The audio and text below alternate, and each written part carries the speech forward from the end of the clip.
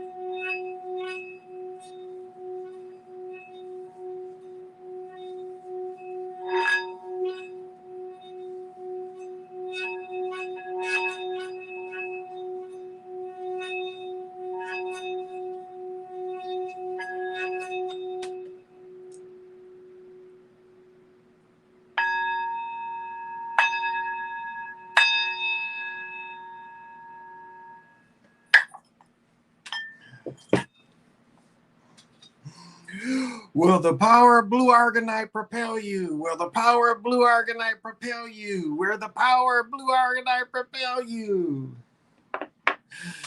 And we about to hit you with that Virgin energy and that Virgin vibration, baby. The Virgin cuts through ignorance. It is also the thunderbolt. So if you're trying to move through time, remove time, work with fractals, this is a great thing to turn to. Because the Virgin can do a little bit of everything. And now I'm going to hit you with a little of the Virgin harmonics.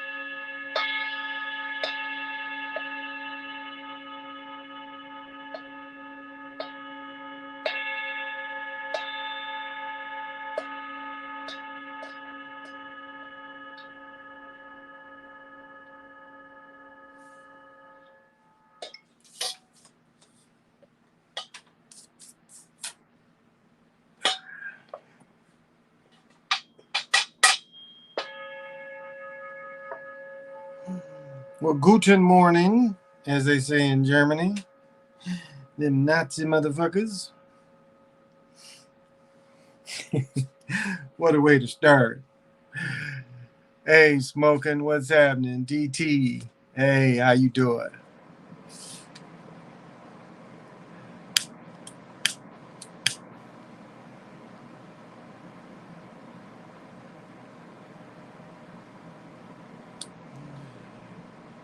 Ooh, we got the ambience going here. The ambience.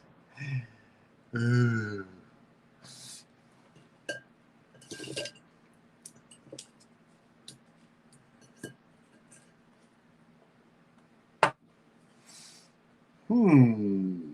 Oh, well, I guess I should introduce myself. I was into the. This was burning kind of good. First of all, if you've never watched me before, I go by the name of Big Pontiac, and this is the Chocolate Mountain Show. I am also the holder of the sacred infinite ball game created by the Hero Twins. And I am also that one and only Galactic Daddy-O, sitting and welcoming each and every one of the Chocolate Mountaineers to my galactic patio that reaches from Minnesota out to far as it goes. And tonight's special beer is Michigan's very own Founders Porter. It is 6.5 of potency. So pop them if you got them. And look at that, just dark, rich amber coming out that only a porter can give you. And right now you're looking and you're wondering why you aren't me sitting here. You just wish you could be me right now so bad. You're like, why aren't I just sitting there smelling that delicious porter? And he is. And even though I just took a giant rip off of my big water bong, I still am going to give the herb gummies their due because they kept me going all day. So smoke them if you want them. Definitely for sure. PJ Allen, I was waiting for you to join. One thing about me, I've been pretty consistent with my personality. My personality's been pretty consistent. Now, if somebody called PJ Allen and said, PJ, I heard Big Pontiac called you a motherfucker, PJ would laugh and like, yeah, he did. If someone called Super Sly and said, Big Pontiac is on the Chocolate Mountain Show calling you a motherfucker, he would say, damn, again? And if someone called my homeboy Nick Taylor and said, hey, Nick, Big Pontiac called you a motherfucker on this show. And you know what Nick Taylor would say? He calls everybody a motherfucker.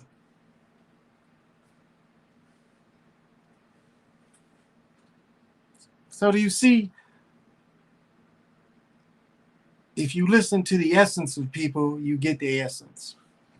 And I want to say, one thing I want to do shout out to Nick. Nick is one of the most understanding, mature people that I listen to. I mean, he has a maturity because I get emotional about things. And Nick has a calmness that I like. He has just a calmness and understanding, and just thank you for your inspiration. I wanted to say that.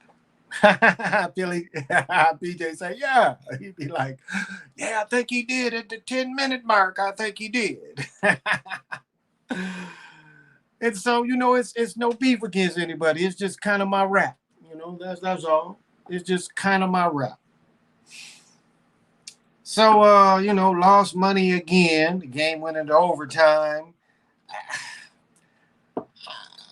It was some goals where it was the very first goal that Colorado scored made no sense. It hit, so they shot it. It shot back out from the goalie. It shot back out, and they literally, and I showed this last year. Maybe I should have did a video on it, but it literally ricocheted off one of the dude's legs. I mean, it's like they aimed it there, and it hit the dude's leg and went in. But I'll tell you, it was a backhand goal that Tampa Bay did. Dude shot a backhand. Whew, that shit was sweet.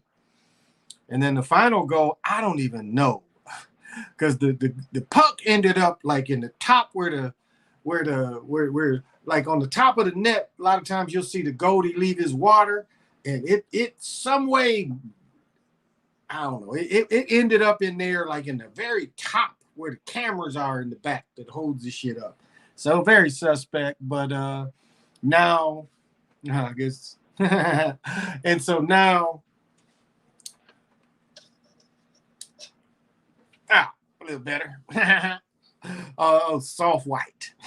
all that ambience from the salt lamp. But so now the series is 3-1, going back to Denver. So interesting.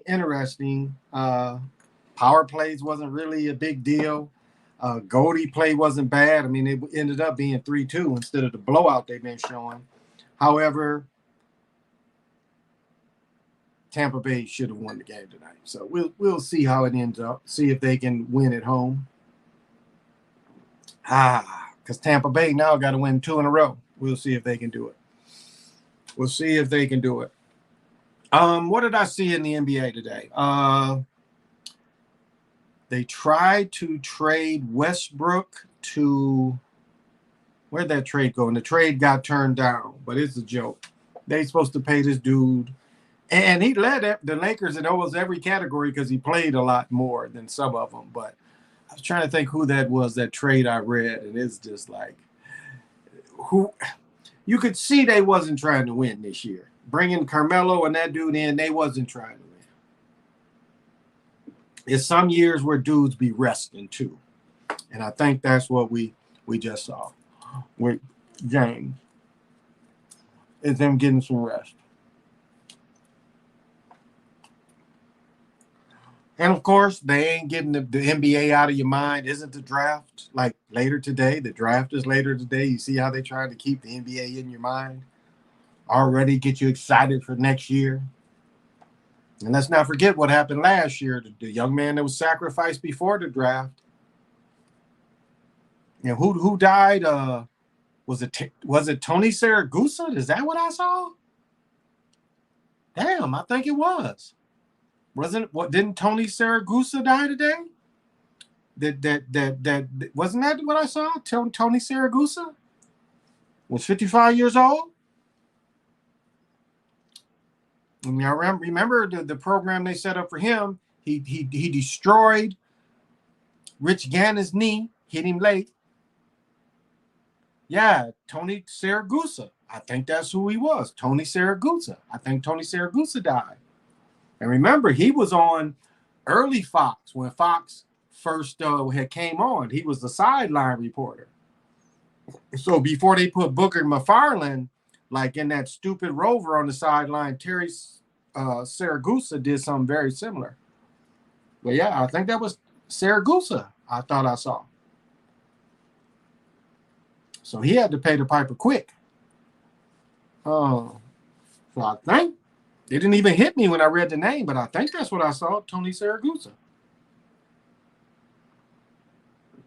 But one of the dudes that had to have been in the Super Bowl team, I'm pretty sure, Jabari, celeb swingman, died today too. Caleb Swingman.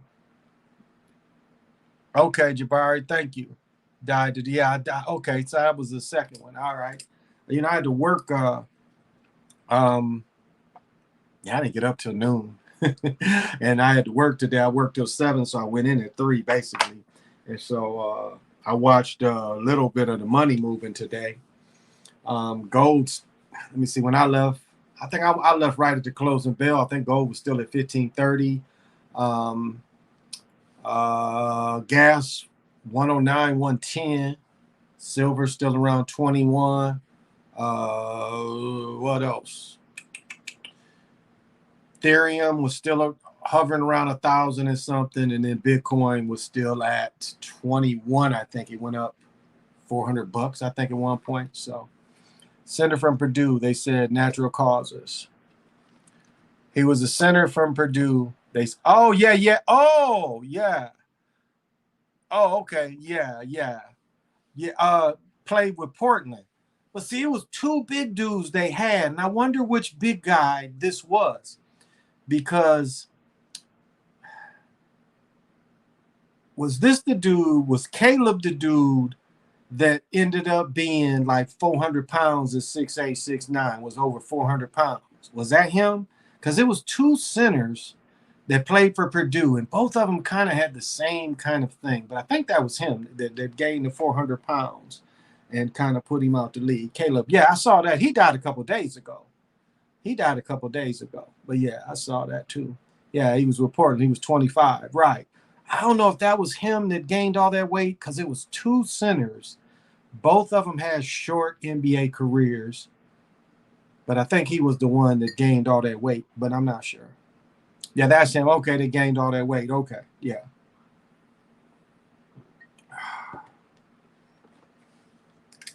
And people don't understand the commitment that you have to make. I mean, even if you ain't in the league, you in the gym. Even if you ain't in the league, you in the gym. You working out somewhere, you playing somewhere. Now, of course, you try not to get injured, but you got to be playing. And so there's a lot of leagues that'll pick you up so you can keep playing. So I don't know why he wasn't playing somewhere.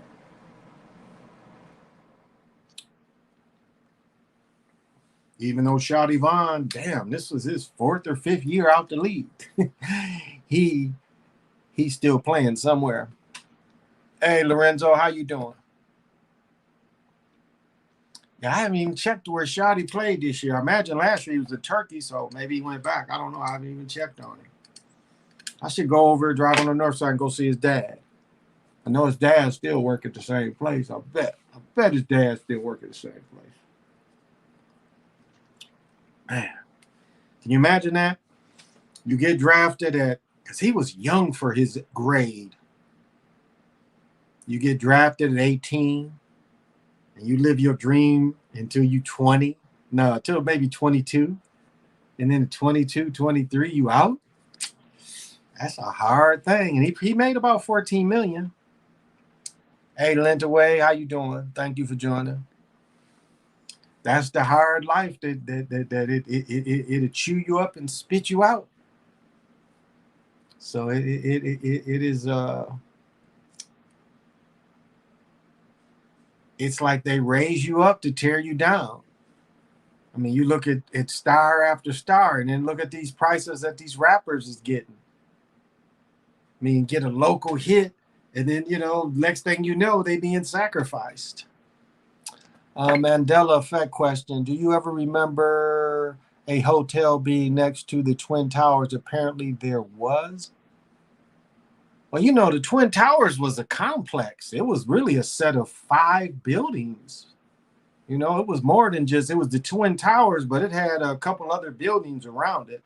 Now, as far as a hotel, I can't answer that question. But it was, it was the 2 towers. Then it was the 10-story building right behind it. So hotel, I can't remember. I can't remember. I don't really remember. They mentioned him, what they talked about, Chet. They mentioned him. I thought about you. Oh, okay. Okay. Okay.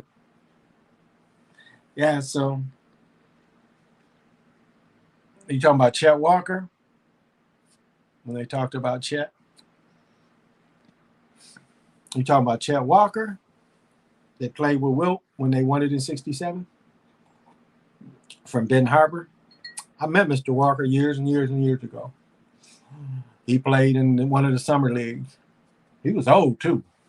He had to have been pretty old. Well, yeah. Yeah, because he went in the NBA shit in the early 60s.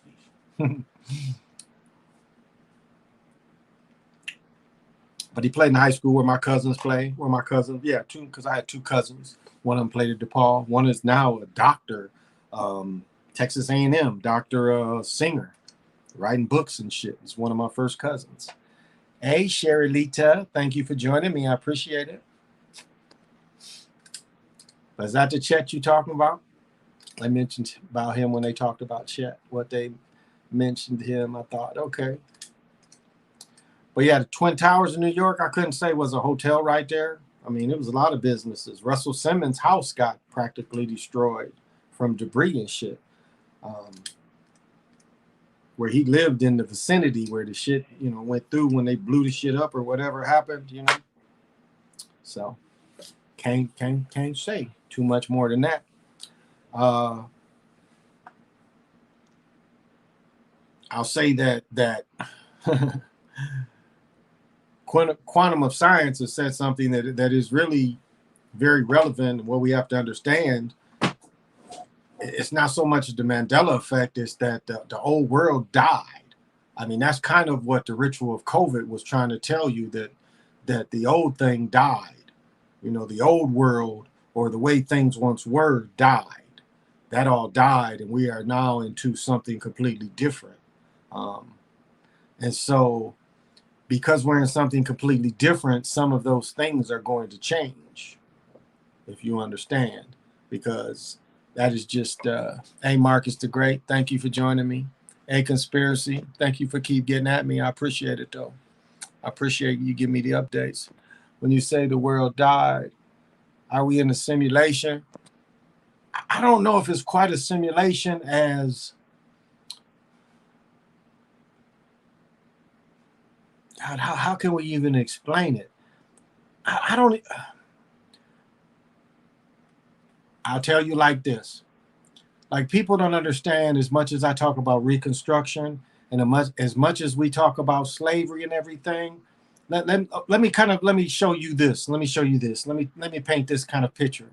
And I talked about this a little bit the other night. There was the last, let me get this right, I believe it was the last person that was a Reconstructionist, still in the last brother that held out in the Congress from the Reconstruction period, held out until 1910, if I get this story right, if this is the man I'm thinking of. So I want to tell the right story. And as I stated the other night, if you looked at the thing of 12 years a slave, what slavery was work, was jobs. And so what was stated about this dude is this dude was free to work for anybody. He was free to work for anybody. Now, he would share money with the place where he was affiliated with, the place he worked for, his master, as you want to call it, his employer. So he would share money. As I said before, 99% of the skilled labor in the South was the melanated folks. Now, you asked me why I painted this picture. So I'm just trying to paint you a picture. 12 years a slave, if you read the book, it talks about how often he was hired out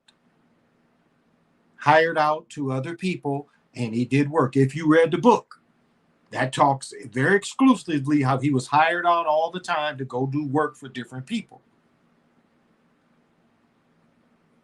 Now, sharecropping was the completely opposite of what we saw later. People wasn't getting cheated. This was an organization that was very controlled, and everybody was making money in the South except them people in the North. Reconstruction comes and destroys all that. And what we have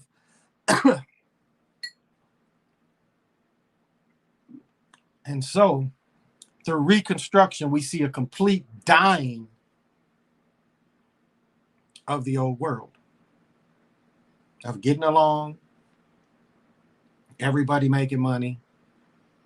And we had a reversal of the most suppressed people, the lowest skilled people, put over the skilled people. And so that thing died. Do you understand? And what we saw into the 1960s was that system, that new system that came in that didn't exist before.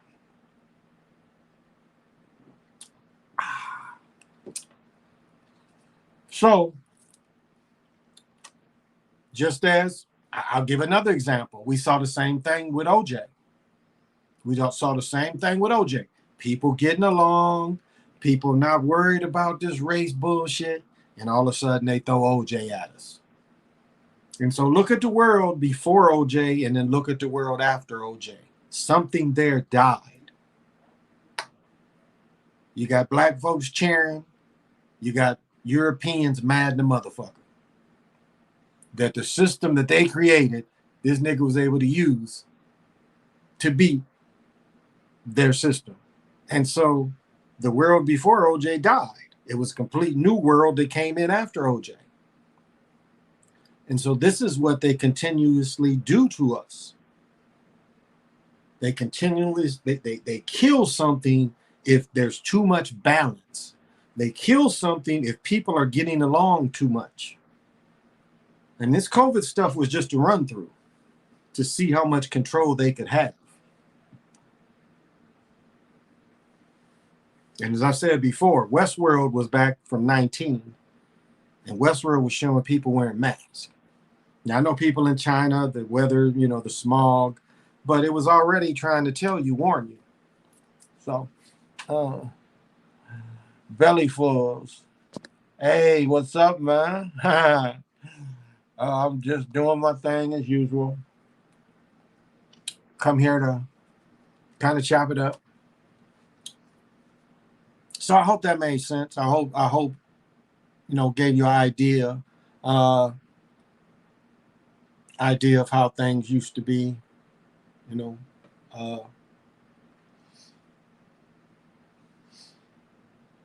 And what are the solutions? You know, really, what are the solutions now? I guess that's what we should be, is what are the solutions?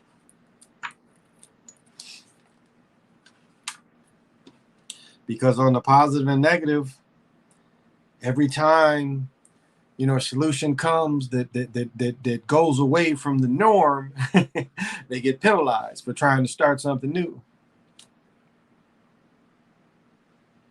But how do you believe the Mandela effect really works? Like Monopoly Man, Banana Boat. I don't know. I'll say that's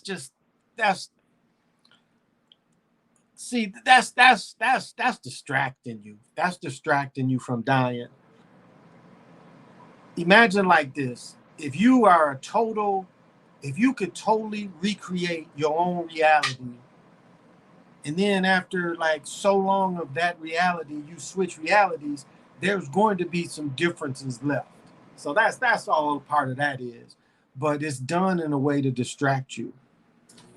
That's really what it is. It's done in a way that a lot of that is distraction. So it's, you know, I don't believe in anything. So I'm just telling you one of the possibilities that it could be. But a lot of this stuff is distraction. That's all. It's just distractions. So those things are nothing to, you know, details. Why worry about those little details that really don't matter? What does it care that the book say something different? Well, what does that matter? It doesn't. That's distraction. That's making you turn around, you know? And that's the problem with it, is like they want you to turn around and pay attention to things when everything else done went by you. They trying to get you to turn around instead of stay the course. That's all. That's all. This time around, P, we actually ended a dark age period. So all these phases was micro. Now we're in a macro version of the new Earth on the highest universal galactic order. Wow. Wow. Okay. Okay. I mean, you know, my brother, as soon as he saw that Beyonce picture, and I was even trying to explain it to my mother, and my mother kept going, "Where you're getting this from the Bible?" I said, "No." I had to break it down to her, and she kept saying that, "Where you're getting it, it's funny that you're interpreting something by using the Bible." I said, "No." I said, "What we are interpreting is the magic that they put out there. And we are telling people that the magic they're putting out there, this is what they're trying to warn you about." So, in so many words, we are telling you what they're using and where it comes from. And we are interpreting that. So, limitless returns. Hmm.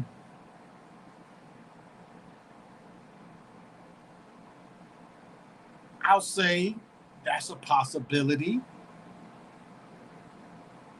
but it is still a lot of straps around us.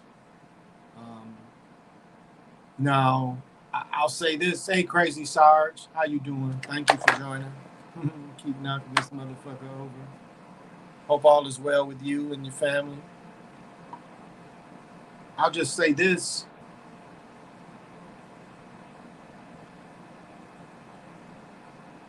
It appears like they are really trying every day. I've said this before. It seems like the beast has never been more desperate. It does appear like there's a desperation in some of these moves and some of these acts. And so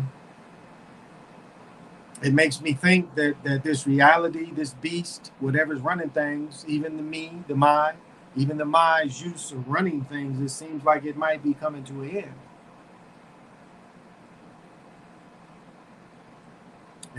And I would say that it would depend on your key, your codes, on how you pull through. Most definitely a lot of deprogramming. Well, I mean, I've said this before. It's not meant for everybody. You know, the way I come at people ain't meant for everybody. Uh, Magic, despite everybody being magical, everyone's not going to practice their magic. I mean, that's, and let me say this, that is why a lot of people steal people's magic, is because they see people not using it, but that's evasive. And even though someone's not using their magic, you still don't have the right to take it. Now, if you want to say a universal law, that's a universal law, because a lot of people see that, and a lot of people try to vampire on other people's magic because they see they're not using it. But you're still not supposed to steal magic. Um, Board 8 Nazi Club by Fine is interesting video if you haven't seen it. Talks a lot about symbolism. Is very sad and racist. Worth watching. Crazy how so racist. I'll say this: we watched Doctor Strange again for me it was like maybe the third time, because I watched it earlier at work, and I was just pointing out stuff to my sons, and at the towards the end, you see the two pillars, and then my son was like, "No, there's four pillars." Well, the four represents still the two, but it was all this symbolism in, and then they showing ISIS in there and everything. So it's interesting if you pay attention. I mean, you have to pay attention to what they're trying to show you. Uh, Deep there in the media with big stars and influencers, of course, and that's the word they created, influencers. And when it's actually the beginning, when it's the end, it's actually the beginning.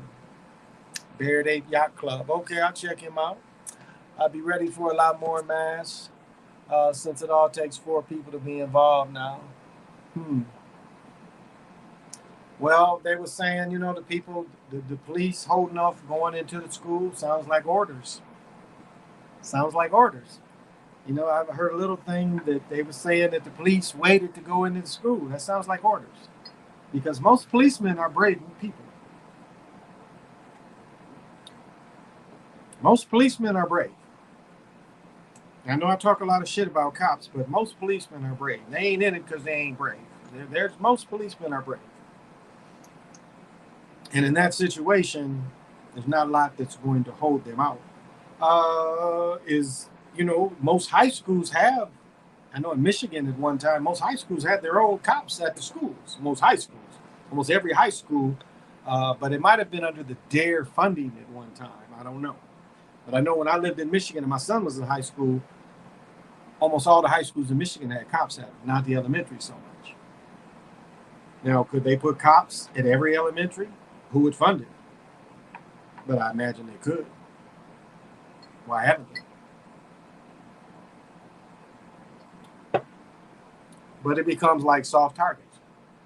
So.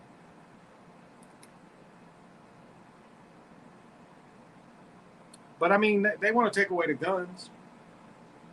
As I said before, the other thing to look for is if the Pacific Fleet is destroyed. That is definitely going to be a play of the TV show, book, Man in the High Castle. It's going to be definitely a play on that in far as they could set it up where they lose in the Pacific and then they end up giving China the West Coast. They could purposely lose and have a thing where they'd split the country. When we tried to get them to do that a long time ago, you guys stay on the East Coast, the rest of it belongs to us. That's what we told them. Don't come across the Ohio River. And then they tell a lie to gold rush to get more Europeans to run out west because they wasn't out west after 1848 when they defeated the Mexican army. So they told the lie of gold to populate those areas. We had we had cops in all schools in Missouri and here in Colorado. Okay. Well, yeah, they had the Columbine, so I imagine they are brave. Unfortunately, it is their IQ is above average. They're passed over for the job. Oh, you know, there was a dude that lived up the street from me that was a cop. He became a cop a couple of years after I was a cop, and he stayed with the Battle Creek Police Department for 20 some years, 25 years, and he never moved above patrolman. He never moved above patrolman. Now I knew him. Can't say he's lazy. Hoop with him for a minute. He used to hoop when he was younger, but kind of a simp. You know, he married a woman with 3 or 4 children. I mean, it wasn't his. He had a couple children, and sad to say, one of his children died at a young age of violence. Yeah, my son called me and told me. And so he never wanted anything but, you know, just he didn't want all that extra responsibility. And a lot of times they weed those kind of guys out, but he hung on there for 25 years. So, and I've met cops that wasn't brave. I ain't saying all of them, but I've met cops that wasn't brave cats. I know it'd be shootings in Michigan, Kalamazoo, Battle Creek, and a lot of them come after the bullets being fired. You wouldn't see them around, and you seeing that concrete light up, hearing that thump, thump, thump, thump, thump, you know, hitting them cars and hitting the houses. But right after, they're right there. I remember talking to them after I had one of my shootouts, and they're looking at my door. They asked to see my gun. They took my gun for a minute. But I was defending myself, so they couldn't keep it.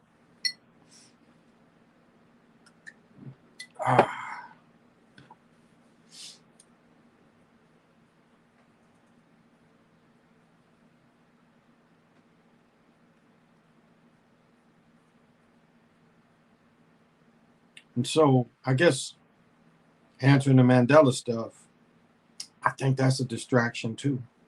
Because a lot of them details don't matter. What does it matter? That didn't change nothing, you know? They're pointing out things that haven't changed anything.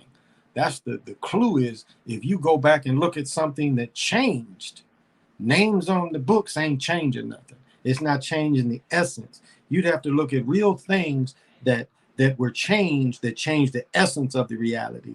And a lot of times we don't see that. He just knew the position and role. He just knew the position and role. Yeah, exactly. He knew how to get along. Exactly. Hey, Chief Mighty, thank you for joining me. How you doing? Yeah, he knew the position and the role, and he played the role. He didn't want to, raise too many feathers, didn't want too many responsibilities. He just wanted to write a few tickets, ride around in the car. Like I tell you what happened to the dude who went to police academy with me, got hired in the city of Battle Creek, worked for a couple of years. There was incidents where what happened? What happened to my friend Pat? He had bought a house, married his girl. She had a son because he didn't have any children. I'm pretty sure that chick had a son. And they went to handcuff him. Now, my friend knew martial arts. I mean, he was a bad dude. He knocked the dude out in the police academy. All he did is just backhanded him. It didn't mean to hit him, but knocked the shit out of dude. But a sergeant, because it looked like the sergeant lost control of the situation. My friend Pat, I can't say he kicked him or didn't, but it looked like it was reported that he kicked him. You couldn't really see it because it was kind of blocked by the camera. But what it turned out to be was the sergeant didn't want to go down for it because you could see in the situation the sergeant had lost control. They blamed my friend Pat, and they fired him from the department. I never saw him again, so I don't know what happened to him. I had heard he had got on another department, but I couldn't say. But he's the Robert Horry of the police unit. I don't think, but like that guy, I can't even think of his name. I think his last name was Johnson. I think because Leroy, because his son got killed in Arizona. Sadly, Leroy. Sadly, very sadly. Killed on the job, shot in the face at a bar. Horrible. So, but I can't even think of that cat's name. Because they literally, the house I had bought with my ex, my first wife, that she and her husband live in now, they live literally around the corner. What? Oh, okay. Mandela effect sprinkled with a odd truth, but a distraction, and most of that chatter rose after CERN really got rolling. Well, I think it was just a distraction from some type of change. Like that's the replay of event they want to call deja vus is a changing. A deja vu is not always an experience. Well, let me put this right. When I realize that, and maybe it is a play it again, but when I feel the deja vu hit, I start looking to see what's changed because it's never the same before. It's like when I feel that and I see that it is and I guess sometimes it is a replay of event, but it's like small things change because the event you're either reliving or it's redone, there's a change in it. And so sometimes it hits me. I'm something simple as sitting in the car and I start looking in the car to see what's changed. Sometimes I catch it. Sometimes I'm like, it's hard. Like if I'm sitting in the room, it happens. It's like, this is a pretty big room. So it's harder for me to gauge what is completely changed. But a lot of times I'll catch, I'm like, this is different. This is different. So sometimes I can't catch it.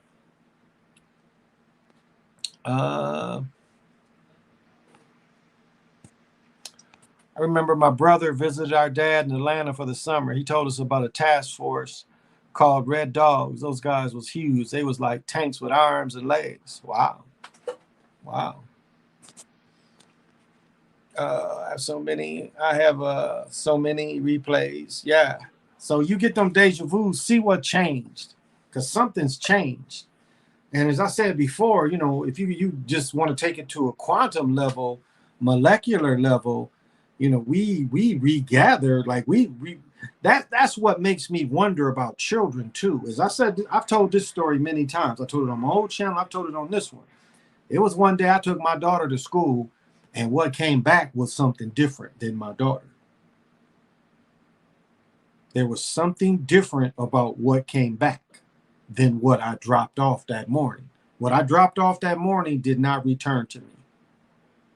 It was something different. And I noticed as soon as she walked out of the building, I noticed it. I was like, what is this? It was almost to the point where I didn't even know her. Same thing with my son. My son knocked on the door one day. I opened the door, and this ain't me old. It was like for a second there, I didn't even know him. I did not know him. The person that was standing in front of me, I did not know. And that ain't from me being old. It was like there was a change there. And it was like my first thing was, because of the change, my first thing was, I don't even know this dude. That's what that was my initial felt. I was like, who is this? That was really, for me looking at my son, face to face, I'm thinking, my first thoughts was, who is this? And that ain't from being old. As I said, the very same thing with my daughter. What came back after school was not what I dropped off. Now, as I said, we reconstitute every 7 years. And I mean, that's everything. Everything dies. I mean, this skin's constantly falling off. That's why we got mites everywhere and dust, because they eat this shit. So if every 7 years we reconstitute, that means children are reconstituting in second grade. and they have to know this. The controllers have to know this. So what do they do? How are they like can they manipulate when when they reconstitute? Because according to, if it's every 7 years, they're doing it in what, second, third grade. They're doing it again in ninth grade.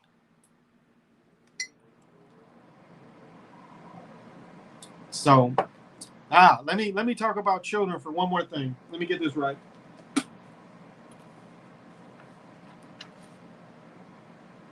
Yes.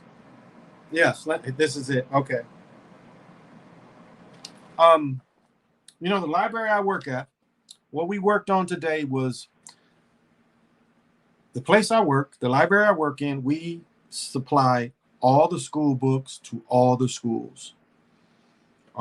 Specifically all the schools in the Twin Cities. Pretty wide range, but we supply all the school books. Today we went specifically for Minneapolis Public Schools third grade. So that's what we did today. We was putting there because right now what's going on is they're ordering books for the start of school year. They order them now. But before, and so we were sending out orders. But before I did that, I was just picking books, making orders, going through the warehouse library. I was saying how these is all school books. These are all books that go into libraries or they are part of the curriculum. I should take pictures of this stuff and I just haven't, but one book was called The Sparkle Boy. That was the name of the book, The Sparkle Boy. And there was a picture of a young boy, looked kind of feminine on the cover. Oh, there it is. And so they're putting this kind of stuff in the schools. So, and I said, I find books like that all the time. So they are going after young minds.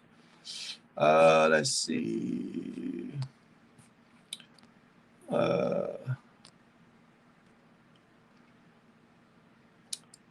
When Goody Mob rapped about them. Oh, okay. You think happened to cause these changes? Wow. What do you think happened to cause these changes? I don't know. I think she reconstituted, and when she reconstituted, I don't know. There's something they can do. I don't know. My son one was even more odd because I did not know him. I mean, it was literally like this was a stranger at my door. That was the initial, I'd say 15 seconds. That's how long it was. It took 15 seconds for me to recognize my son. I stood there for a minute, and it ain't for me being old. It was something different about him, completely different that I didn't know. I didn't know the person in front of me. So I don't know. That's right. 1 to 2 threes. Them dirty red dogs drove. Hit they. What does it say? 1 to the 2 to the 3 to the 4. Them dirty red dogs done hit the dough. Okay, they got everybody on their hands and knees, and they ain't going to quit till they find them keys. Okay, yeah, I kind of remember that one. What they know about the dirty South. That is interesting. Funny thing with me, my brother and dad seen them D-boys like that. I'm laughing. They used to do a lot worse. So Goody Mob wasn't lying about them. Let me tell Petey Carpenter's story. Petey Carpenter was a dude. I remember when I came home, they told me who was the man, when I moved back into Michigan, and it really was like me starting to hustle. So I was like just meeting the players, and it's like I went over to with my cousin's husband, and we met with Petey Carpenter, and I kind of laughed. I was like, this dude was a lame. He was like one of the lames.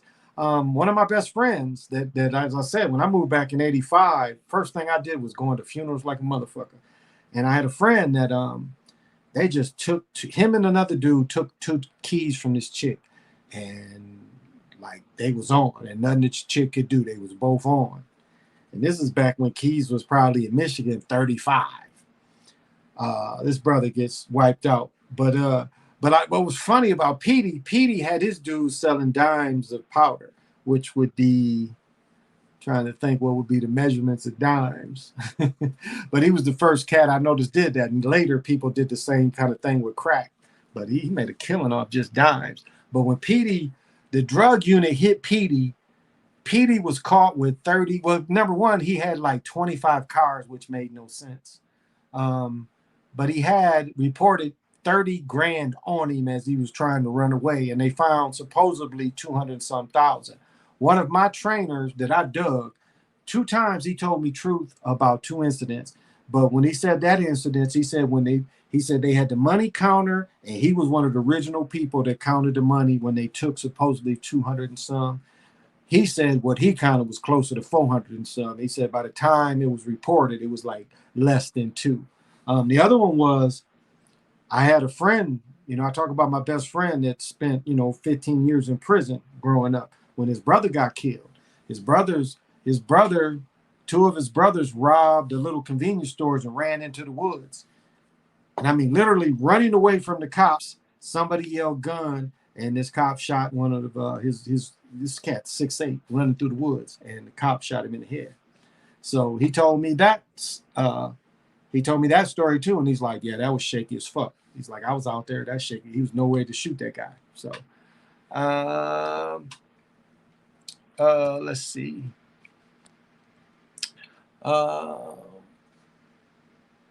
To beat them boys up, they were so bad at beating D boys up that they beat them undercover up. They caused that undercover to sue the city of Atlanta. Damn. Dime of powder about 0.2. Yeah, something like that. Yeah. It was something like that. But he had probably 5,000 worth. I remember the first time I saw the jar. It was like about 5,000 worth of dimes, and there was one of them big. I forget what them plastic things used to hold, but it was full. It had to have been about 5,000 worth of dimes, and he was the first one that was hitting people like that. But it was like when them Collins brothers, that was kind of the push. The Collins brothers pushed, and they pushed out from Detroit far as they could get to Chicago. As I said before, it was better hustling in Detroit compared to Chicago, because Detroit is directly connected to New York through the Soo Locks, Hudson Bay. It's easy to get product from New York to Michigan through the Great Lakes. Chicago is a little different. Remember, they got to go all the way up the Mississippi River, or they got to go all the way around Lake Superior to Chicago. So Chicago is harder to reach, kind of like this spot up here. It's harder for people to hustle up here just because where we are. It's only a few ways to come up here. You're going to come up 95, 94 coming from Chicago. So, you're going to risk that, especially in Wisconsin, where it's cops every 2-3 miles. It's cops.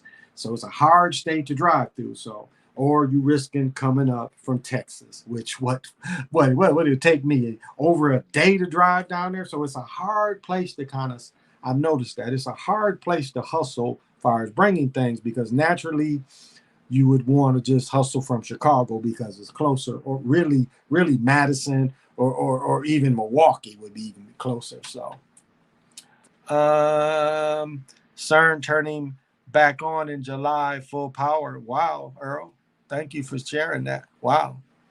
Red Dog is not a thing in Atlanta anymore. Now they have a unit called Titan unit, the new and not as aggressive as the Red Dogs.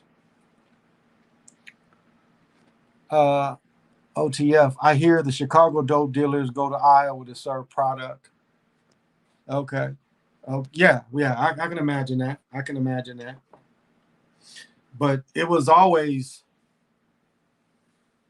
the prices in Detroit were way cheaper, and there was even times where I had to hustle down to Chicago. I met some people because it was just, it was pure what we could get and cheaper. And so, I had a family down there. So I hustle a little bit. It's just,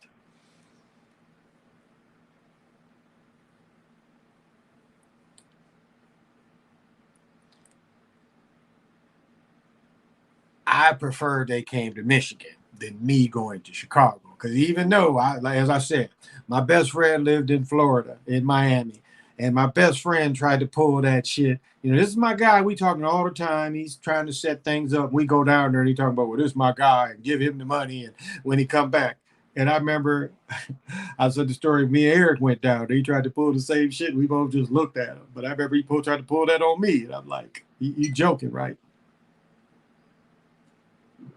But you know, they try to get you if they can get you. I told the story about what Butter did to a dude.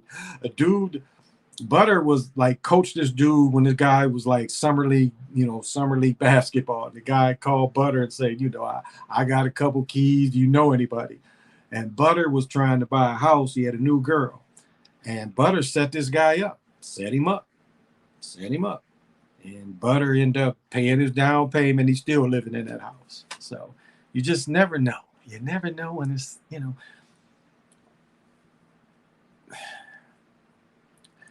The funny thing about getting a lot of money at one time, it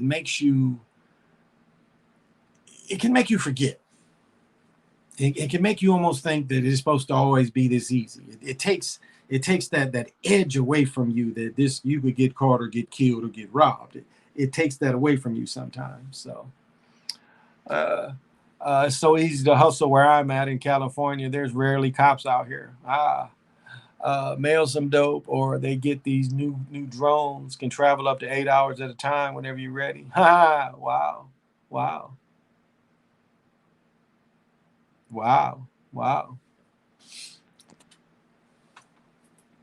Shit, I wouldn't even know who to serve.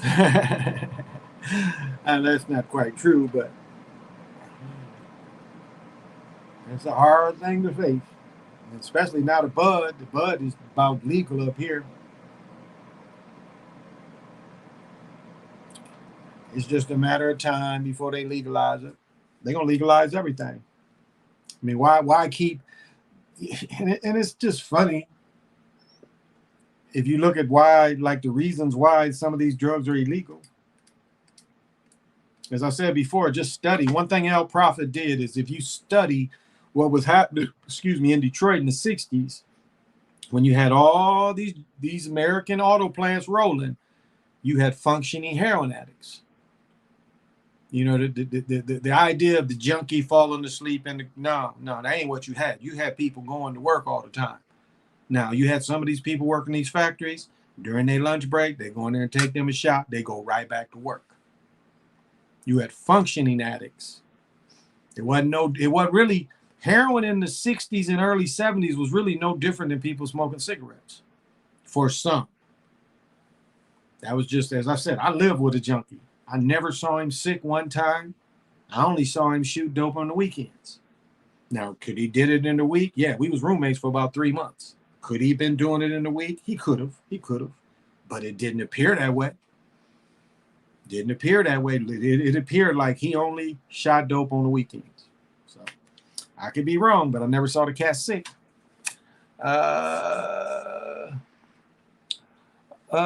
Mailing is burnt out. No, you got product in there. They just don't catch you right away, so they can build a case. The other part is they got things in some post offices that can tell if it's organic. So that's a giveaway too. If you send in large amounts of organic products. You said they had to ship the dope around this period in order to get to cities like Chicago. No, not Detroit. Detroit, you got the Sioux Locks that go up to the Hudson Bay and go to New York. So it's closer to go that way. So you got the Detroit River. See, Detroit River is connected to the Sioux Locks. And so that's what you have. You have the Sioux Locks that take ships. They come from New York through the Hudson Bay. Yeah. Whereas for the same trip from New York, when they go through the Sioux Locks, they got to go to Chicago. They got to go all the way around Lake Michigan, through Lake Superior, all the way around Lake Michigan to go all the way, south to go down to Chicago. So it's longer trip compared to Detroit. So the prices in Chicago was always higher than the prices in Detroit. Mail is still working. Dry goods, tax and candy. You're welcome. Tackies and candy. I used to canoe across that river from Windsor. Yeah, you can. Yeah, you can. Yeah. Windsor's Ontario, part of Ontario. Yeah, you can. That's where the first casinos were. The first casinos was in Ontario. Casinos and the strip joints. So back when Hustle, we always went over there. I mean, now you got to have a passport to go to Canada. I mean, when you live in Detroit, you go into Canada, back and forth, and your dollar's longer. I mean, they let you bring some liquor, and most dudes who smoked cigarettes was getting cigarettes in Canada because it was cheaper. Liquor was too. They wouldn't let you bring a lot back, but if you brought just something for you, fully weighted,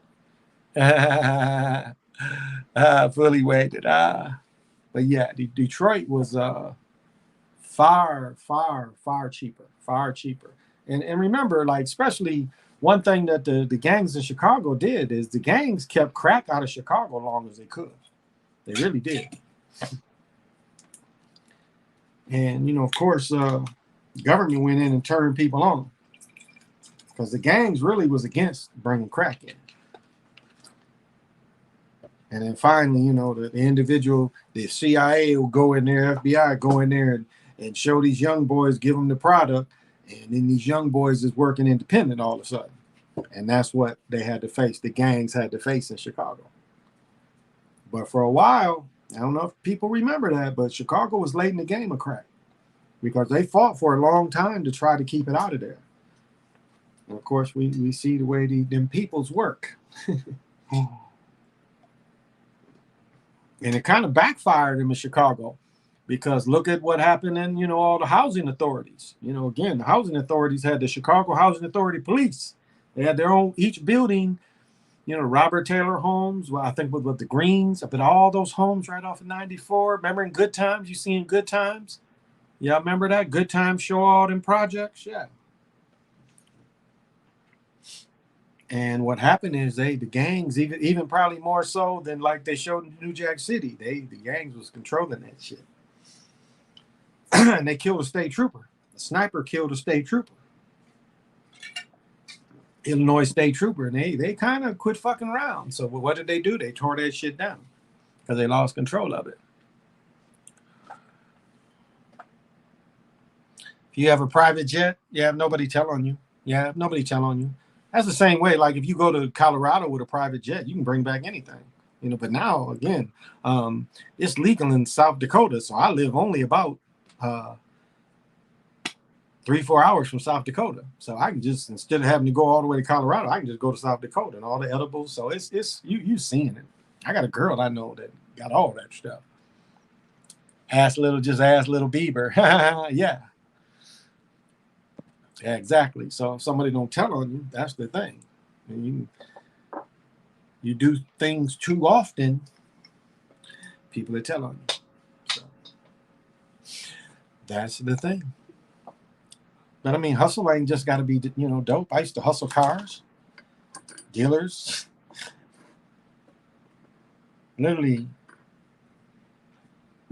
I never worked for a dealership, and I sold so many cars without having to work for a dealership. But I kept driving new cars. I remember, what was the Pacifica? The Pacifica first came out. I think that dude, for me driving that car, that dude said he sold 10 of them. And that's what I used to do. I mean, when the Navigators first came out, had all that kind of stuff, hustling that stuff. You hear about Juice WRLD? No, I didn't hear nothing new. Didn't hear nothing new.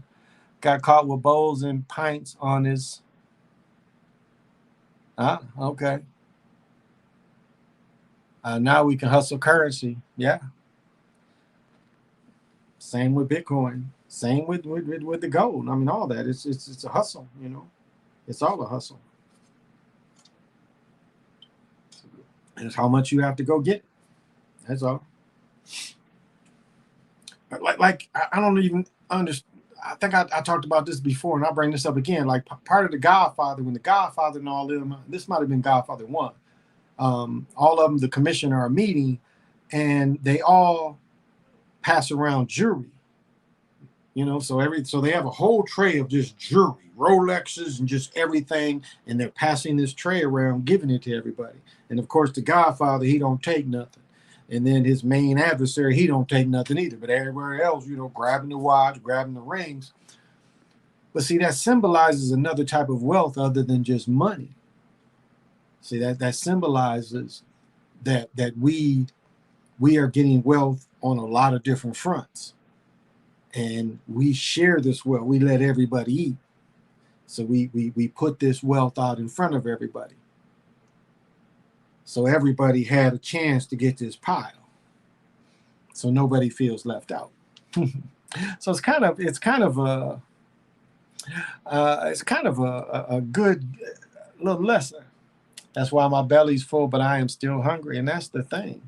That's the problem with being complacent in anything. You know, when you get complacent, you get lazy. So long as you're still hungry, as long as you still have a hunger for just making things better for yourself, you know, making things smooth. Whoa. Sounded like I had a little barf in my mouth, but I didn't. That's why I was like, oh, I'm about to have a mouthful of barf. But just like everybody, is still warm here.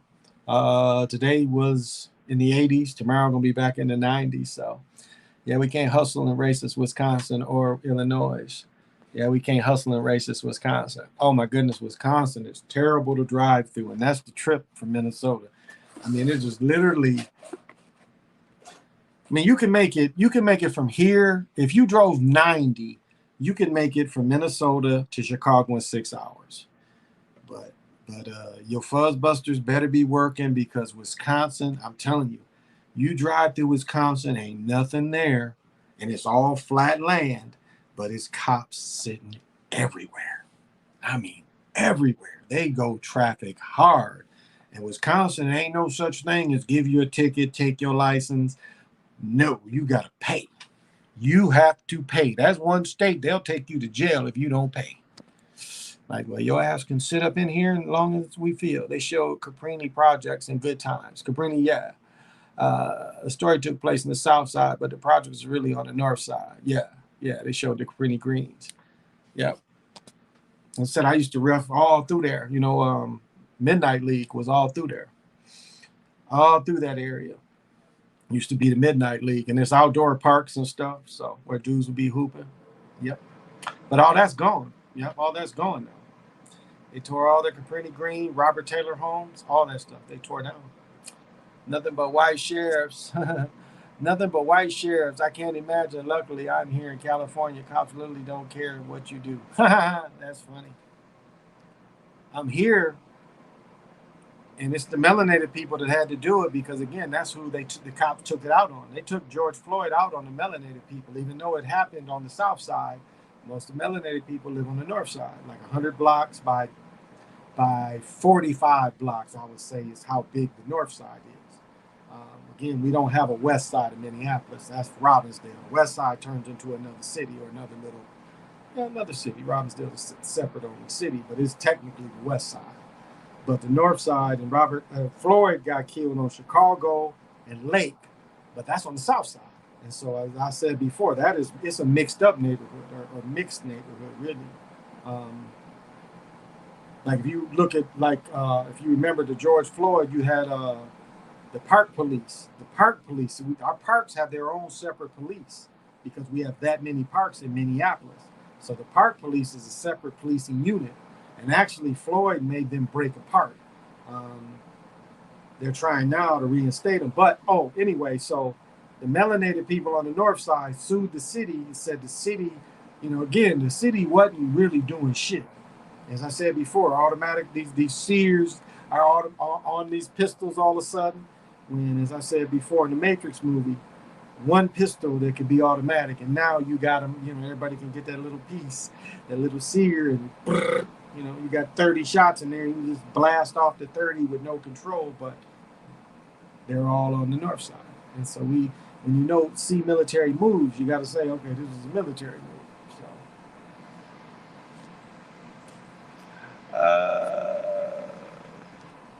Better go around Kansas on the way to and from Colorado. I would have to dip down, because I take 35 to go into Kansas, because I just went into Arkansas. So I take 35 to go into Kansas. Or no, that was Missouri. I was in Missouri. Yeah, I didn't go into Kansas. When we went to Arkansas, we just went through through Missouri. You know some stories about being out there. I got a few, a few of stories. Yeah, dude. How did that go? Yeah, it was some cats that tried to hustle and give me and come up in there and like, no. I said before, my uncle was a housing authority cop. As a matter of fact, he was a sergeant or a captain at one of the precincts, and he was an ex-Chicago cop. So he used to always try to get me to come up there and work. Like I said, Jerry Butler, the Iceman, used to be with Impressions.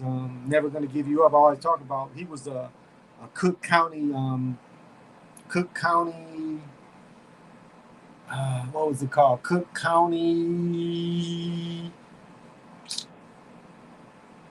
Damn, what is that called? Not a foreman.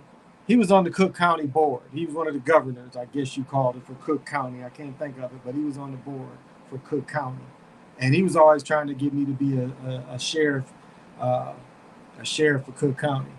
Every time I would see him, because I knew his son Tone, he's like, "Yeah, come on up here, and I'll get you in here." And in the same way with my uncle, like, man, I'm not trying to be up in here, going up there to be a cop. But yeah, interesting. There's nothing like the West Coast. 2023 be 40 years since Sixers won the title. That's a good point. Dr. J, I'll be 50 years since the Knicks. It'll be 50 years since the Knicks. Yeah. Knicks won in 73. That's right. Earl to Pearl, his only title. And we did a thing on should Earl be in the top 50. Just or top 75 like Westbrook. Didn't they put Westbrook in the top 75? Really? You do fake like when the Big O did a triple double with him and Wayne Embry killing everybody with the pick and roll. That wasn't fake. And I'm saying basketball, but I'm saying it wasn't like what they did for Westbrook. When Oscar Robertson got his rebound, it wasn't because nobody else tried to get the rebound. And you can see that. You can see that they line up and it sometimes when Westbrook got rebounds, you can see both teams just kind of locked each other so only Westbrook could get the ball. Yeah. You don't want a pig in Chicago. Might as well fight. Yeah. Oh yeah. Yeah. Definitely. Definitely.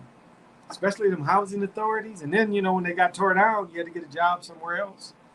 But yeah, working for Cook County, yeah, I already knew. Because what they did, a lot of their cops would you'd end up working in jails first. I didn't want to work in the Cook County jail. Because I asked you about that. I'm like, man, you ain't gonna do nothing but get me up in the jail. Then when am I gonna be on the streets? He's like, well, you got to do your training in the jail. I'm like, yeah, I'm not trying to do that. No way Driss Blick is better than Pearl Monroe or Pearl Washington. No way Dressbrook is better than Earl Monroe. Yeah. Westbrook's not better than Earl Monroe. No. Pearl Washington never really got his chance. He never really got his chance.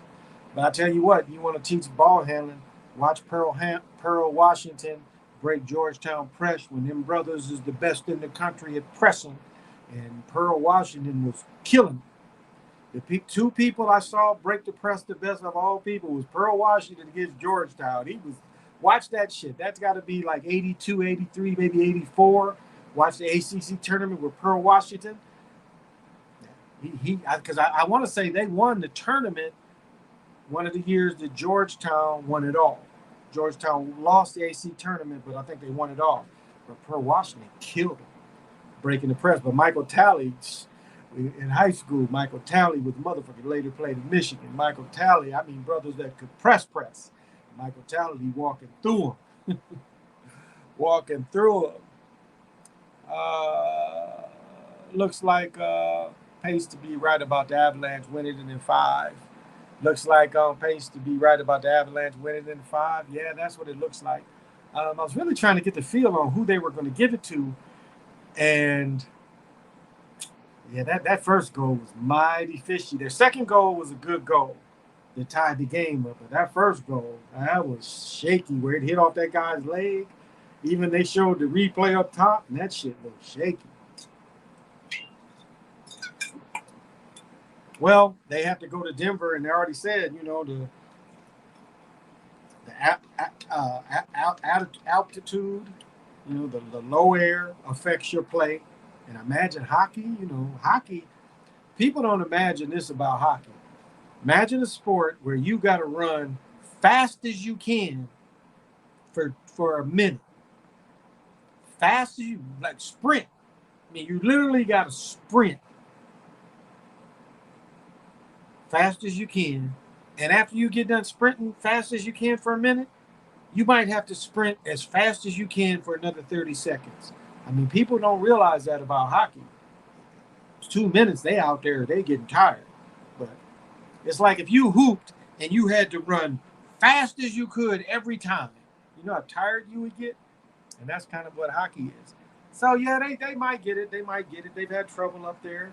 They really should have won the game today. They really should have. Tampa Bay should have won the game today, no doubt.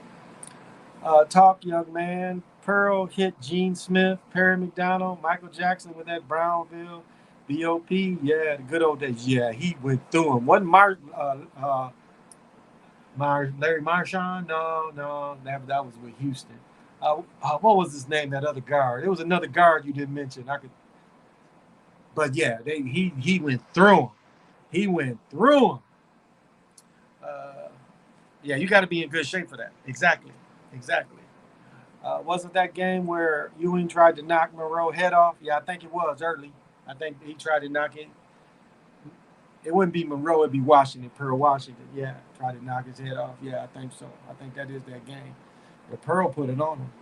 That was fun when the ACC rivaled. Really, I was down in all that ACC, and then you've got because a lot of times the ACC championship was in Greensboro, so I saw them all play. I think that's what got me so emotional about watching Len Bias because I got to watch him play from his freshman year on.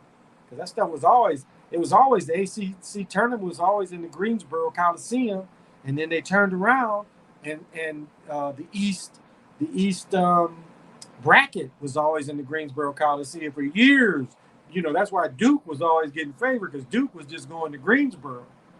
But so for a long time, the 7 years I lived down there, I was going to see that stuff all the time.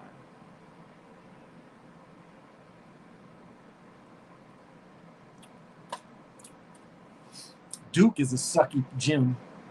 Yeah, the Big East. Yep, the Big East. Fun basketball. Fun time to watch basketball. Fun time to watch sports. Yeah.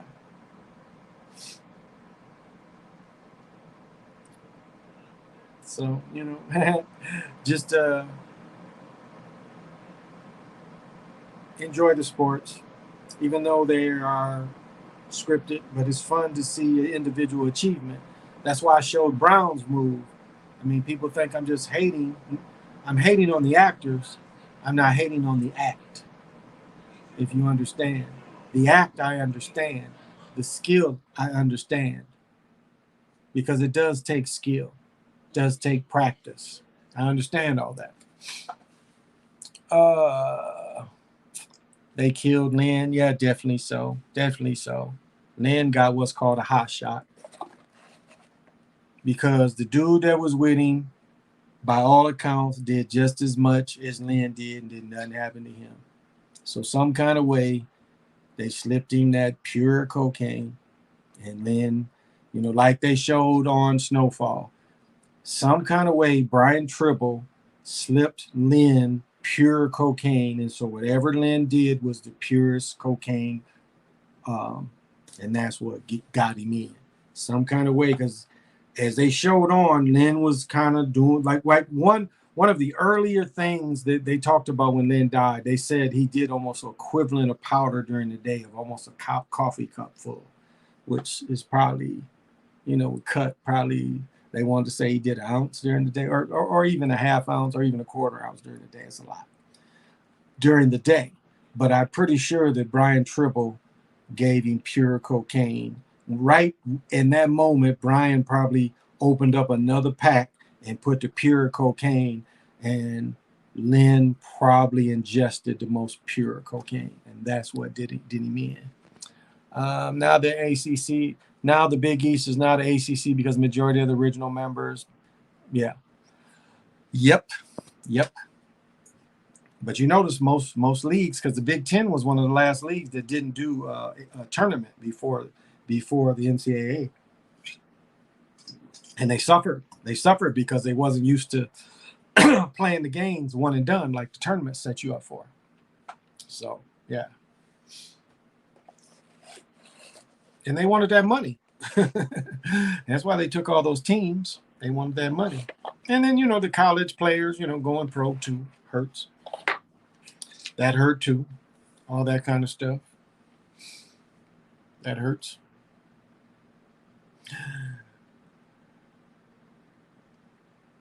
See if it wants to show off. Oh, you're gonna show off, huh?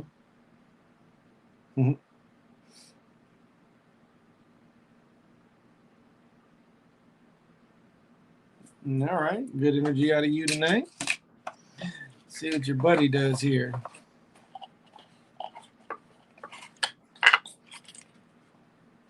Crazy day of studying. Got a lot of studying done this morning. There's a room full of good vibrations tonight. Is everybody on good vibrations tonight? Oh, glad to hear that. Looks like they are. All right. Everybody's on good vibrations tonight. Look at this thing going crazy. And also, there's a lot of crystals under me. So, a lot of times these respond to crystals. My daughter, this one doesn't like my daughter, but my daughter would take this around all my skulls and it would just sling it around. Yeah. She's like, this is kind of amazing, Dad. Yeah, it is. Early league that doesn't tournament now is the Ivy League. The only league that doesn't do a tournament is the Ivy League. Yeah. But I mean, the Big Ten learned. The Big Ten learned. They learned that, the teams wasn't ready. Teams wasn't ready. It was harder for them to act. Harder for them to act. Hey, Valerie, how you doing? Oh, let me tell you, I caught something watching Corey Holcomb last night. See, this is what was funny about these people that have bigger platforms.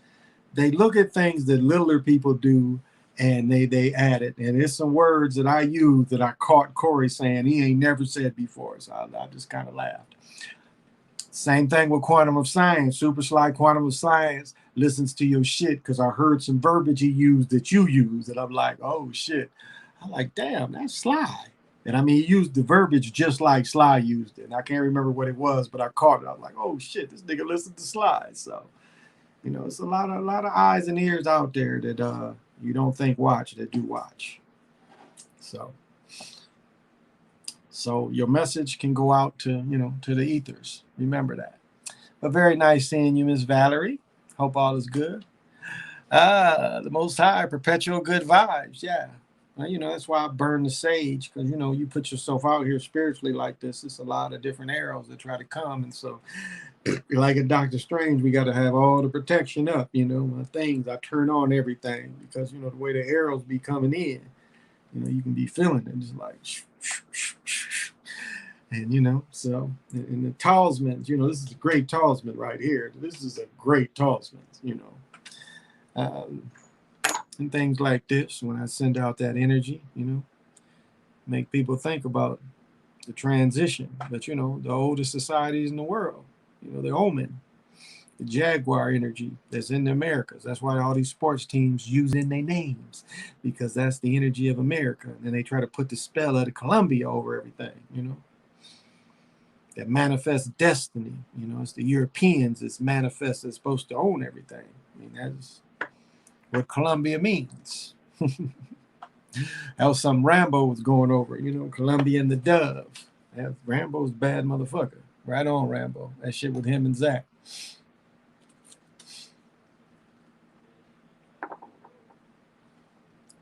I think you use all this stuff.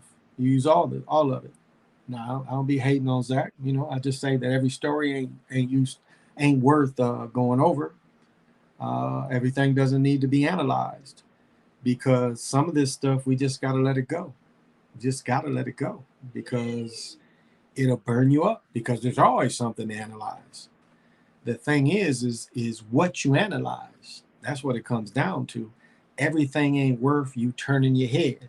When you walk and you hear things, and everything ain't gonna catch your attention. It shouldn't catch your attention. Some of this shit you gotta ignore because it's the replay. It's nothing new. It's just that's the part of this thing. It's like it's nothing new. It seems like at times it just rehashes the same shit over and over and rehash and rehash and rehash. So, man, Uncle Really Big Truth Channel straight up stole one of my entire videos and even got the celebrity to respond to him. Shit had me shocked. There are people that'll do that.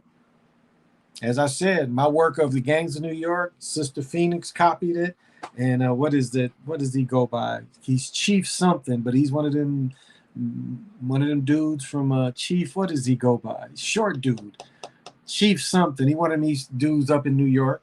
And what was funny, the first time I caught somebody using my Gangs of New York work, this dude not only copied what I said, he used my emphasis, the way I speak. He copied the way I presented it. And I just kind of giggled when I heard it. I'm looking at the dude acting like me. He is on camera acting like me, using my phrases, the way I phrase words. And I just kind of laughed at it. Chief Holiday, maybe is his name. I can't remember. But it was just funny. Then later, Sister Phoenix, she used that shit too. So don't be shocked because there's a lot of ears. And maybe the big people don't watch, but they got people watching. You know, because I heard Corey use one of my words, and I'm like, okay. Somebody done got back to you, one of my words. With the playoff extension going to happening in a few years, it's going to cause Notre Dame to join a conference. They do. They can't. Then the ACC, I don't know. One thing you got to look at, Lorenzo, when does that NBC contract go out? And as long as that NBC contract is given exclusively to Notre Dame, I don't know that they're going to be. I don't know that they're going to even then need a conference. I don't know. Football should have been went into should have been. Yeah, I guess that was right. They should have had a playoff system a long time ago. The problem they worry about is Boise State beating Alabama. That is the problem. And once that happens, the idea of these bigger schools, and that is what they don't want. And they would do everything in their power to fix that type of game. I mean, what Deion Sanders is great. What he's doing is great. I mean, if it wouldn't be for black colleges, Jerry Rice would have never got seen. Willie Totten. You know, the two guys I played with at A&T, that Kevin Robertson got drafted by Detroit, and then Tim Williams got drafted by the Vikings. So it's 4 or 5 of us that end up going to camps and shit. Frog got drafted by Tampa Bay Bandits. Keith James ended up going to the Oakland Invaders. Lonnie went to several teams. Lonnie played with Denver. Lonnie was my roommate, had half a foot, still could run. Still the fastest motherfucker in the world with a half a foot because he had cut his foot off with a lawnmower when he was born. When he was 10 or 11 years old. Lonnie had a tough life, too. I've said this before. Lonnie saw a girl kill his brother. A girl took a rock and hit his brother in the head when they were teenagers and killed his brother. His brother was a couple years younger, a couple years older. I don't quite remember. Right in front of him. And then he cut his foot off with a lawnmower. The lawnmowers didn't have that block piece in the back. The old cheap lawnmowers, it was open. It was just a blade in the back. And so, you know, now you get too close, you got that little flap in the back. Yeah, that's what happened to him. And it didn't stop his career. Yep. Did not stop his career. So I don't know about Notre Dame. I think as long as they got that NBC contract, I think they'll be okay. I really do. I don't think that's going to force them to have to join. As long as NBC giving them that money, I'm sure they'll be okay. Boise State beat Oklahoma in 07 Fiesta Bowl. Alabama got beat by Hawaii in the Sugar Bowl in 08. Yeah, we can keep going. Yeah, a couple other teams too. Yeah. Well, that Hawaii game, that was the guy who died, wasn't it? Alabama got beat by the quarterback from Hawaii that just died last year, I think. Played a couple years in the NFL, but I can't think of his name. But he played at Hawaii because Hawaii was running run and shoot. You know, they was running Mice. What was his name? Mouse Mouse Davis. Mouse Davis, that almost everybody runs type of run and shoot offense now. When you're seeing 4 and 5 deep, 5 wide, you're looking at run and shoot. Original Jim Kelly ran it with Jim Kelly was with the Outlaws, Houston Outlaws. So Jim Kelly ran it first in the USFL for 2 years. And then he ended up they pretty much, when he went to Buffalo, they ran a little bit of that too. But the one that ran it, people might remember, is when Barry Sanders was a rookie, they was straight run and shoot team. And remember how many draws he got and big runs he got off draws because they ran the run and shoot, because they had the great receivers. And then one thing that you do is when you run the run and shoot, you run the passing splits. And so the passing splits makes the defense have to even widen out anymore, because again, the gap responsibility changes. When the linemen are lower they splits, you expect the runs.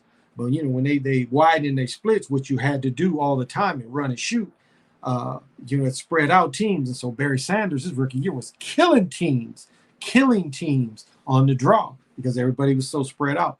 Barry's weakness was he didn't like to block. Colt Brennan. Yeah, Herman Moore. I don't know if Herman Moore was on that rookie team, because that was when Kramer, I want to say Kramer was still quarterback, and not the left-hand dude, Scott Mitchell, right? Mitchell. Scott Mitchell was the one with Herman Moore. Kramer, I think, was the one with Barry Sanders was a rookie. When Urban Meyer was at Utah, they beat Pittsburgh in the 06 Fiesta Bowl. Yeah. See, imagine if those kind of schools was playoff games, the smaller schools in the playoffs. Then again, we're talking about scripted games. So, yeah. So, Brett Perryman. Yeah, Perryman was there. Moore, Perryman. Who was the other receiver?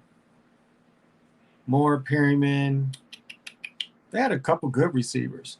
They really thought that the dude, when Maurice Clarett stopped, Mike Williams, I think was his name. And then Mike Williams went into camp way overweight, way over lifting, and he would end up being a bust pick. Remember that dude picked 3 receivers number 1 in a row. Remember that? The guy, the football player that died, that was an announcer. They used to be played with San Francisco, I want to say. He picked 3 receivers in a damn row for number 1 picks. Come on.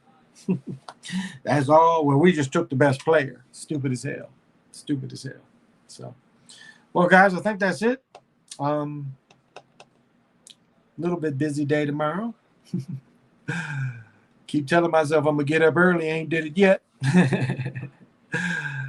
But it's going to be 90 tomorrow. I'm hanging out with my daughter, so we're going to do some stuff, try to get some work done. So, depending on the weather, but we're going to hang out. Maybe her and I grill or do something. I don't know. Colt McCoy used to light up the scoreboard. Oh, yeah. Yeah, they ran up in Hawaii. He had one of them. He ran Mouse Davis's. He ran run and shoot. I used to have my guy Sean Potts played with the Chicago Fire. Maybe was the USFL team. Chicago Fire, I think it was called. And Mouse Davis, no. When the Chicago team folded, my friend went to Houston. Yeah, down there with Jim Kelly. And he had the book. He had Mouse Davis playbook. He had that. So he made me a copy. And so I had that run and shoot stuff for a long time. I had that run and shoot. I had the playbook. One of Miles Davis playbooks from when he was in Houston. My guy Sean gave me a copy. So I used to run, when I moved back to Michigan in '85, I coached freshman football. I had one dude catch 15 passes. as a freshman. The other coach came up to me and said, "Man, you got a great receiver there. I look for big things out of him." And that was the only year he played football was for me. I think no exaggeration or cap. We played 7 games. I bet Goyette caught 60 passes. In 7 games he played for me, I bet he caught 60 passes. I had all the guys. Matter of fact, one year when my son was playing, I had and really the way it runs is you call the patterns like how hard it became as being a receiver. What people don't understand in the modern game is against the base coverage they call the play at, you do one thing. But if the coverage changes, you have to do something else. And not only do you have to do something else, the quarterback has to recognize that you're doing something else. So you can line up thinking you're going to run one pattern. The quarterback might make a change to kill that. And so the first route is killed. When he kills it, you run something else depending on, the coverage. So it got kind of hard after a while. About to hit the friendly skies, headed to Florida for the wife's birthday. Safe traveling. I'm so proud of you and so joyful for you. Safe travel and have fun, bro. Have fun, man. Be safe and have fun, man. For real. Get you one of those. You saw Truth Teller had he had the underbill. You see that he had he had the yellow or the orange underbill. He had the Dolphins with the yellow underbill. It was crispy, very crispy. But yeah, definitely have some fun. Definitely have some fun. Well, that's going to be it for y'all tonight. I didn't do the divination. I forgot to separate the card. I don't know the direction today, but I will give the moral. It all starts with a gentle sadness. They came from their original homeland. They knew that they had exact numbers of years and days before they would disappear off the earth as a culture and a lifestyle. But the civilization would build to a gentle love. They lived in the Creator's day and knew how to separate cycles in the great serpent. And if you want to have a little bit of the mind thinking, the way the mind would think is, I am another yourself. And so be able to be the eyes of Laura Marsh. And, as you're looking at people, be able to, it's quick possession. Be like to get their opinion, to get why they feel about the way they feel about things. And may everybody rest well as you go on your as you go into your creation ball field, call to bed. May you rest well and may you be protected. And if you're working tonight, may your time go well and may you be safe and may you safely go to your family in the morning. And those of you, may you rest well, may you be protected. May your dreams be good dreams. And remember, love just is. There's no equivalent, no equal, it just is. And remember the words of Lazarus Long, the days are long, but the years are short. So remember to love the moment. Because the moment is really all you have. Thanks, Unc. I'll look for one of those. I do have a Dolphins joint to show you one day. Okay, bet. Yeah, bet. Yeah. I like hats. I like jerseys. I'm about all that. It's funny. I saw an old picture of my father. My grandfather was in it, so it must have been like 9 or 10. And he had the jerseys on, like he had the Homestead gray jersey and hat. So it must have been around 9 or 10 because it was the exact same fabric as when I got mine. And I got mine it was before then. I bought that in the summer of 7. Yeah, my Cuban and my Chicago. So it could have been from 7 or 8 because I think my grandfather died in 10. My grandfather died before my daughter was born. She was still pregnant with her. So yeah, I think that was still 10.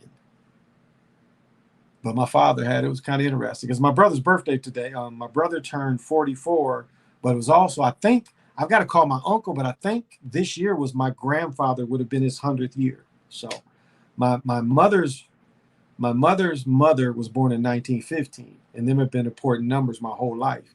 My most meaningful sports number was my college number was 19, and then my high school basketball number was 51. So those numbers have always been important in my life. And I was born, in the 1900s, 1960. So it was kind of interesting to see that. But my brother and my grandfather, shared the same birthday. My sister's birthday, my sister must turn 46 or 47 on the 25th, Saturday. And then my aunt must turn 62 on the 29th. Yeah. I came across the Cleveland Buckeyes jersey Didn't know we had a Negro League team. Okay. A lot of places did though. A lot of places. Yeah, a lot of places did.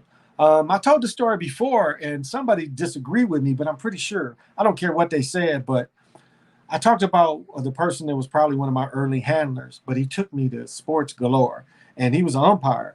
And we went in Kalamazoo and he umpired this league. It was a semi pro baseball league, but it was all brothers. And every team that came in, I mean, we would literally go at 8 o'clock in the morning and he would ref games until at night when they turned the lights on. I would leave, I would like hang with him and get hungry. And my aunt didn't live too far. So like, man, I'm leaving. I'm going over my aunt's house. So I'd walk over to my aunt's house and then call my folks. I'm like, I'm tired of being over here with him. But, and someone was saying that wasn't part of Negro League. It had to be.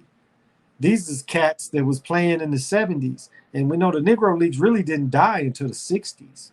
I mean, despite Jackie Robinson taking most of the talent, what the Negro League turned into was one of the farm leagues, really.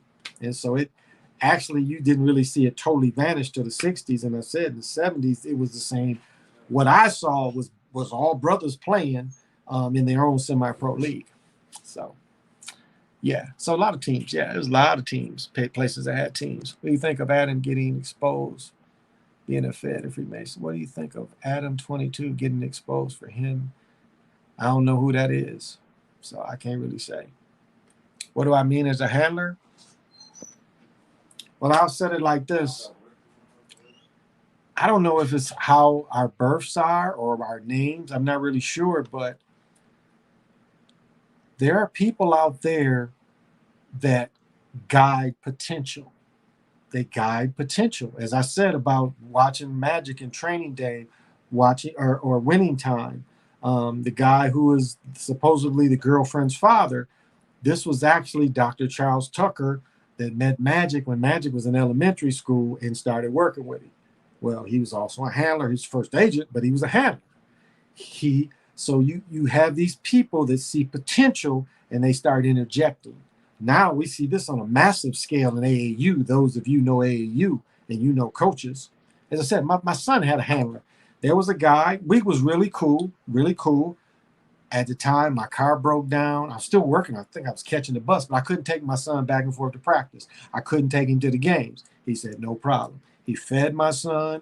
He bought jerseys, bags, sweatsuits, but I'm pretty sure he was a handler. Just like, as I said, in Greensboro, the reason why I worked for the water department, a dude knocked on my door one day. I had a bong in the middle of the room. We was getting high, and I'm like, we sleeping it off. I just happened to answer the door. He started talking to me. He came in. He started talking to me. He's like, I want you to come out the house. Here's my number. Gave me some loot.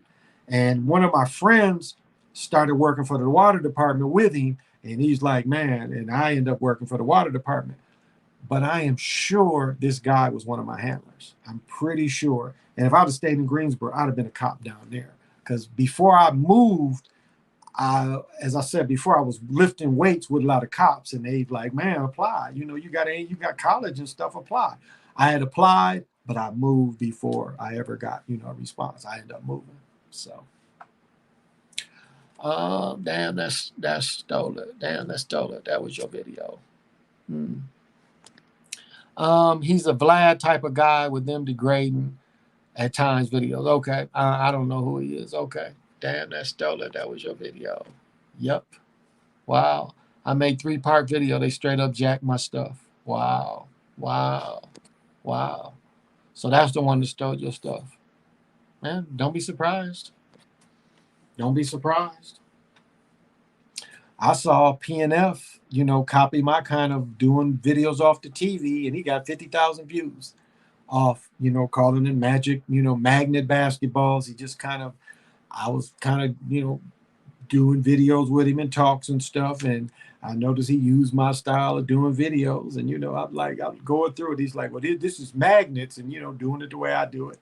And so it's all right, though, just, that's all you got to do. Because the thing about it is you keep putting it out there. You keep putting it out there. You keep putting your work out there. And they won't ever catch up. That's the way you got to look at it. Is you just come out there with fresh new kind of things all the time, and eventually they fall off. Because if people have to copy stuff to bring out material, eventually they're gonna run out of material. So that's all you do. It's like I talked about my friend that built the bladeless turbine. Me and PJ. PJ said he had an air inducer. I'm gonna add an air inducer to my car. This guy invented this shit. He invented the air inducer, but he invented the turbo unit to go with the air inducer. But he basically, this was one of his byproduct things. The air inducer, the cold air inducer, was one of his byproducts from his bladeless turbine. And the way he explained to me, he went through, he's like, okay, first I released this, but I got this. And so to repair this, they need this. And he just showed me how you do the patents. You don't release it all. So it's like that with information. You put your information out there and, let it breathe. Because a lot of people get on me because I do shows every night. I don't let my stuff breathe because every night I'm back 24 hours. I do it for 4 or 5 days straight. And it's not easy, it's not easy, to get motivated to come and try to think of stuff to talk about, So don't let that discourage you is my point. Just don't let that discourage you. That's all. Don't let that discourage you. Watch it. They be biting. Yeah, they do. Yeah. What do you think of the World Series so far? The champion has been all California teams with Ukraine colors. Yeah. Yeah, that does seem to be the thing this year. So that would count out the Angels. The Angels ain't got the colors. San Francisco ain't got the colors. Dodgers ain't got the colors. I guess that would mean Oakland. Wouldn't Oakland be the only one that shared those? Uh-oh. I can't really see it, but okay, I'll check it out.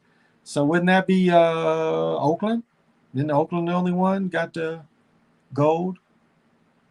The gold and green? But they can also be gold and yellow. Or no, gold and no, that's green. Brewers, yeah, could be the Brewers. Yeah, they would match that. But that's not a California team. But yeah, who else would be gold in baseball?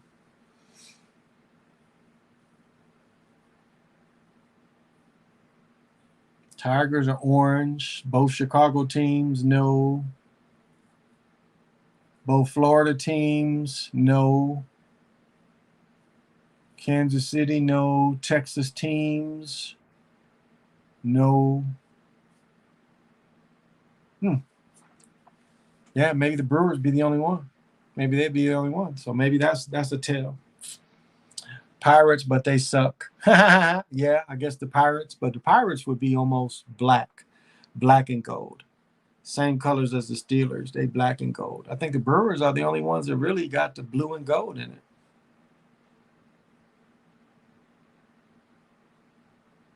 You see, not Montreal, not Boston, not New York, St. Louis.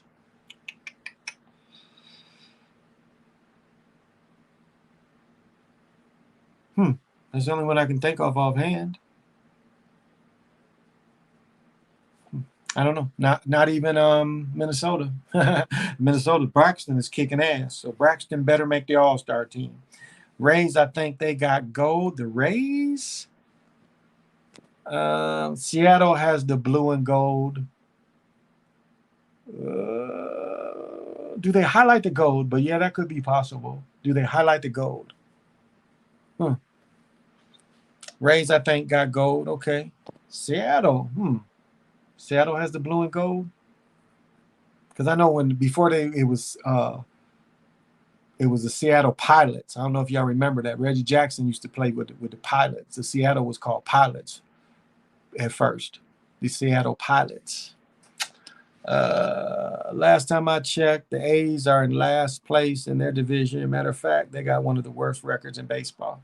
Like Baltimore, Like how did Baltimore go in the 70s being a great team? Baltimore won the World Series in 78, 79. And then you went through the Kyle Ripken era. And then now this is one of the weakest franchises in the league. How does that happen? How does that happen? I mean, Detroit, has been historically average. Chicago, they let win one. They let both Chicago teams get one. Then had long droughts after that. The old school jersey is now an alternative jersey. The old school. Okay, okay. That's why I was saying. I was trying to think. Seemed like Oakland had a jersey. No, still gold and green. Still gold and green. But Oakland really highlights their gold. Like especially if you look at the divided blue jerseys, they really highlighted the gold. So, well, y'all, I think I'm gonna have to get it. I'm almost 10 hour, 50 minutes. I can't do no more. So I should be on here tomorrow. Next hockey game is not until Friday, so looks like Lorenzo's gonna be right. I'm gonna take another L because I lost money tonight, and that money looked good. 2-1, it looked good. So, well, this has been the Chocolate Mountain Show. I'm your host. Y'all know how to holler at me. You know, y'all know my email been out there. If y'all need to holler at me, holler at me. I'm not a hard guy to contact. You know, you want any kind of other information, as much as I can put out there. I've been reading a lot, been getting books. I think I'm gonna start selling books. I got so many. But this has been the Chocolate Mountain Show. Yeah, Baltimore. Yeah, Baltimore won it in '83. I want to say that was back when Baltimore had was Bobby Bonilla. No, Eddie Murray. Eddie Murray would have been on that Baltimore team along with the dude who played forever. His daddy was the coach. I just said his name. He was on that team too. The one that broke Lou Gehrig's record. Yeah, he was on that '83 team too. And that was more for him. So, all right, y'all. This is Big Pontiac. I have been in your humble host of the Chocolate Mountain Show. Thank you, everybody that joined. I appreciate it. Thank you, everybody that watches the replays. I appreciate it. And so, till we meet again, say less.